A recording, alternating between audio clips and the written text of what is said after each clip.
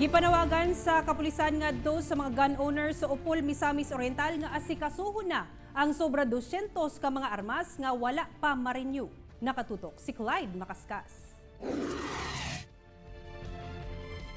Hugot ang panawagan karon sa kapulisan sa Upol, Misamis Oriental ngadto sa mga gun owners sa ilang lungsod nga dili dokumentado ang gikaptang armas. Sumala pa nga naa sa 322 ka firearms ang ginamonitor karon sa Upol Police. Sa maong ihap, 17 pa lang ang na-renew. Uno mang on process, 7 ang anaa sa ilang kustodiya para safekeeping. Samtang 246 pa ang unrenewed nga gikaptan sa mga tag-iyan niini. Pwede ra kayo na siya, sir, o pwede po sila mo tawag daan sa moang hotline number nga, sir, padulong mi dinha sa imohang opisina. For security purposes, sir, among itong over or i-deposit na mo ni temporarily ang amuang armas. Dili kami madakop, sir. Ay ka ko nang ikagarantiya sa ilaha nga dili na sila madakpan.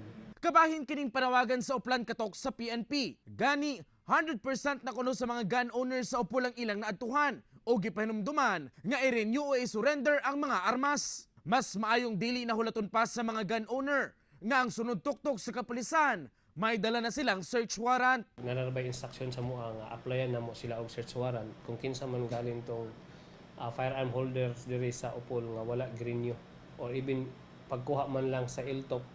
Taliwala sa katusan ka loose firearms sa Upol, nagpabiling malinawon matud pa ang ilang lugar o walay report sa indiscriminate firing o krimen may kalambutan sa armas.